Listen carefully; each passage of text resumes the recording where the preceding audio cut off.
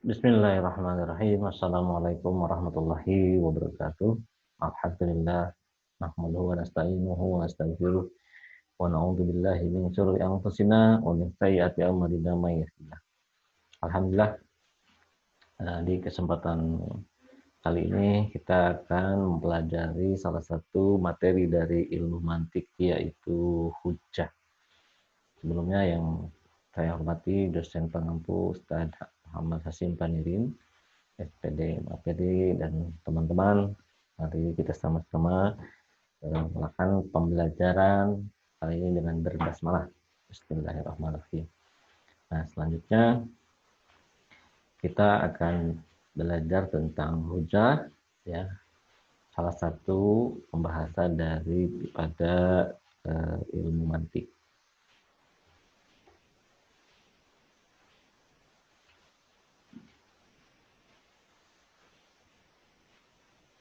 Nah, ini hujjah ya. Saya mengambil sumber buku karangan Profesor Dr. Haji Baihaqi, Ilmu Mantik Teknik Dasar Berpikir Logika. Nah, apa itu hujjah? Jadi hujjah itu adalah secara lugawi keterangan, alasan atau bukti argumen ya tentang ketika kita menyampaikan ini loh sesuatu yang benar. Apa alasannya? Nah, alasan-alasan ini itu yang disebut dengan hujjah dalam kaidah ilmu mantik gitu ya.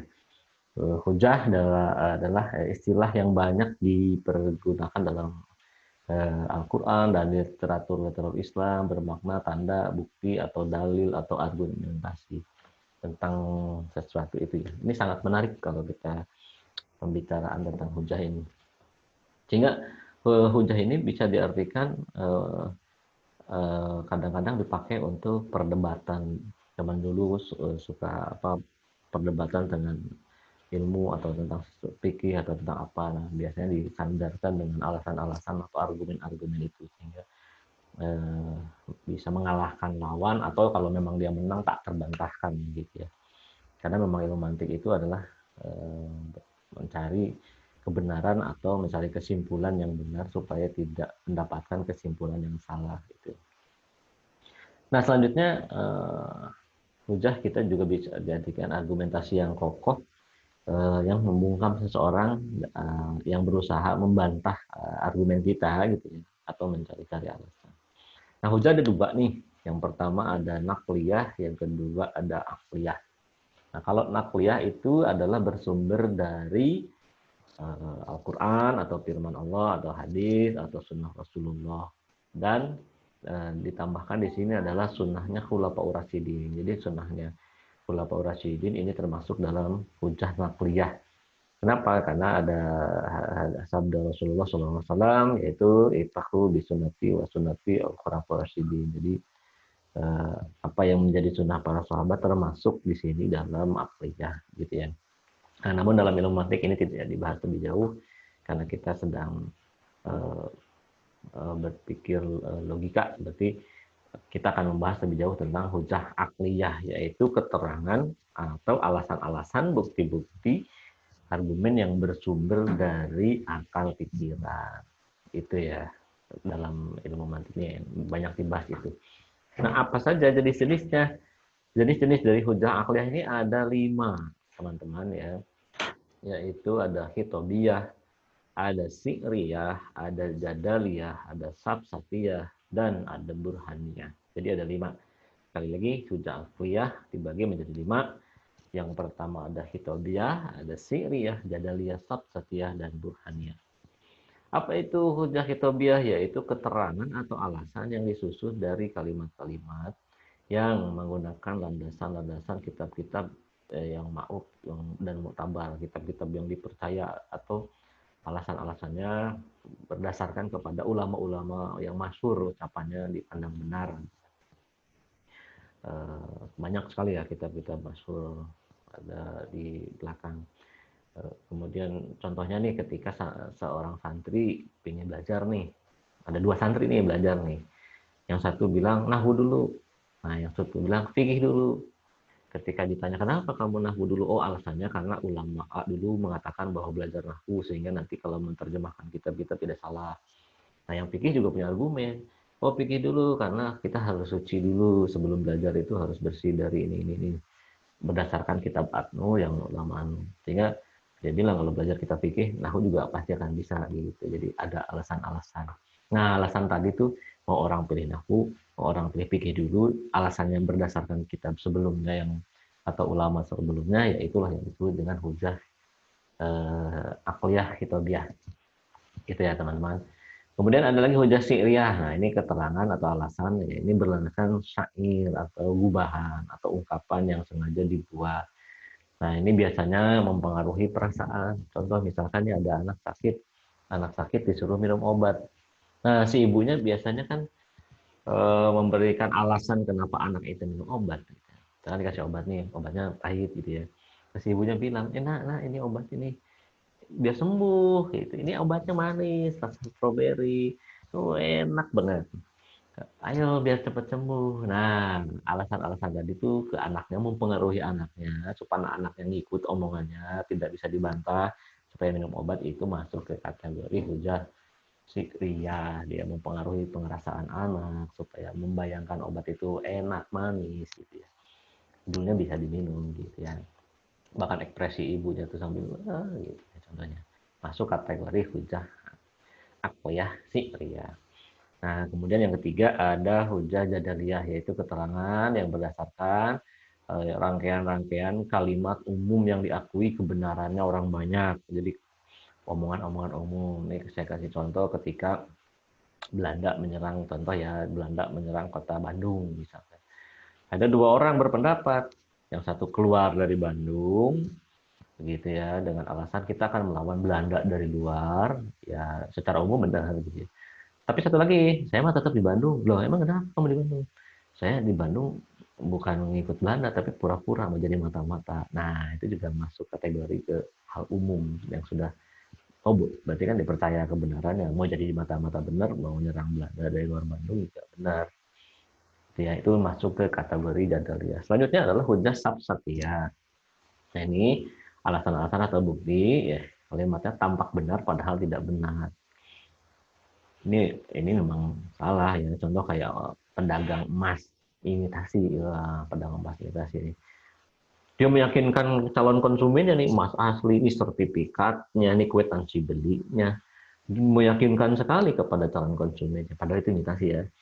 Dengan berbagai macam alasannya, dengan berbagai ini buktinya, ini prosesnya terus dibakar kuat. Padahal mah itu imitasi. Sampai akhirnya si calon konsumen membeli emas tersebut. Nah, berarti dia berhasil menggunakan hujah akliyah sabsatiyah. Alasan yang dibentuk kalimat tampaknya benar, tapi padahal salah. Itu contohnya ya, makanya hati-hati ini. Sama dengan kayak ya jual banyak tuh yang kalau di ibu-ibu jual panci gitu. Panci kuat, nggak lengket, garansi seumur hidup. Ya, padahal kalau udah laku ya sudah gitu, lengket mau lengket. Habis itu pas mau klaim garansi nggak ada tempatnya. Contohnya begitu ya. Ada lagi hujah akliyah burhaniyah. Nah, ini hujah akliyah burhaniyah ini kesimpulan dari hujah-hujah yang tadi. Jadi yang mukodimahnya atau kodiah atau pernyataan-pernyataannya gitu ya, diyakini kesimpulannya secara meyakinkan gitu ya. Nah, dalam hujah burhaniyah itu ada dua, yang pertama daruri dan nazari. Kalau daruri adalah dia tidak perlu mikir, udah pasti benar, gitu. Nggak perlu mikir panjang. Contoh 1/2 dari 2, udah pasti kan, 1 itu 1/2 dari 2, nggak perlu mikir gitu. Jadi sesuatu yang pasti dan mudah gitu, dan mudah dipikirkan gitu ya. Terus kemudian daruri ada 6, yaitu awaliyat, musyahadat, wujaniyat, mudzarabat, hadisiyat, dan mutawatirah. Nah, kemudian najori secara gue artinya harus menalar, harus mikir. Jadi ketika ngomong kebenaran, dia harus mikir dulu. Contoh nih, alam ini berubah ya, setiap berubah adalah baru, alam ini baru. Mikir ya, masa sih alam baru? Nah, apa sih yang disebut baru atau baru? Nah, ini. Jadi mikirkan. Memang benar alam itu berubah. Tidak ada yang stuck gitu di alam ini. Dan memang berubah menjadi baru. Apa itu baru? Jadi ada proses bisa diambil contoh hukum kekekalan energi. Jadi energi habis yang satu memunculkan energi yang lain. Alam juga sama. Ketika sesuatu berubah, maka akan menimbulkan sesuatu yang baru. Begitu terus dan seterusnya. Terus dipikir pakai nalar ya. Nah, kita kembali kepada daruri ya. Daruri itu tadi ada banyak jenisnya. Yang pertama awaliyat, yaitu sesuatu yang dengan selintas saja diyakini kebenarannya. Contohnya nih, bapak lebih tua dari anak. Nggak usah mikir, yang pasti. Masa anak lebih tua dari bapaknya? Kan anak lahir dari orang tuanya. Atau air mengalir dari hulu ke muara, ya begitu. Atau barang jatuh ke bawah, contohnya. Jadi nggak perlu mikir. Itu suatu alasan yang daruri banget, gitu. Nggak usah mikir lagi. Itu yang awaliyat. Kemudian ada musyahadat, yaitu kebenarannya harus disyahadat atau disaksikannya oleh panca indera. Contoh, matahari mendatangkan panas, kan kelihatan tuh panas. Hujan membasahi bumi, api membakar, itu kan harus terlihat dulu oleh mata. Bagi alasan-alasan yang memang dilihat oleh panca indera, itu masuk kepada musyahadat, begitu istilahnya ya. Selanjutnya ada wujaniyat, yaitu sesuatu yang kebenarannya dirasakan oleh indera batin, yaitu lapar karena belum makan. Itu kan nggak bisa dilihat lapar itu, tapi terasa. Sedih karena kematian orang yang dicintai. Nih banyak orang nonton Korea pada nangis-nangis ya. Oh sekarang nontonnya itu sinetron RCTI ya, nonton Amanda Manopo gitu ya, pada nangis-nangis tuh emak-emak gitu ya. Karena ya itulah. Karena dia merasakan batinnya, perasaan batin tadi, merasakan kesedihan akibat daripada seseorang yang dicintai tidak sesuai yang diharapkan. Kemudian ada lagi mujarabat, sesuatu yang kebenarannya diyakini karena telah dicoba berulang-ulang. Nah ini udah eksperimen ya, dicoba lagi. Contoh ya, kopi Arabica enak rasanya ya, udah dicoba, kemudian udah dites, dicampur ini, nyobain kopi lain, nyobain kopi ini itu, perahu api gitu ya. Mau nyobain kopi badak gitu ya, ternyata Arabica enak, paling enak rasanya ya, itu karena udah dicoba berulang-ulang. Atau komputer sangat membantu penulis, ya itu juga dicoba kan, membandingkan antara yang nulis manual dengan pakai komputer, dengan mesin tik, tetap komputer sangat membantu bagi penulis gampang, salah tinggal delete. Beda dengan mesin tik, salah harus tip X, ya banyak lah ya. Nah, hadasiyat itu sesuatu yang kebenaran diyakini berdasarkan penemuan ilmiah. Contohnya bumi itu bulat. Dah, jangan berdebat lagi nih soal bumi flat atau bulat ya. Karena itu sudah diteliti dengan ilmiah. Nah, yang dipoto dari satelit itu udah pastilah ya, orang keluar bumi dipoto bulat gitu ya.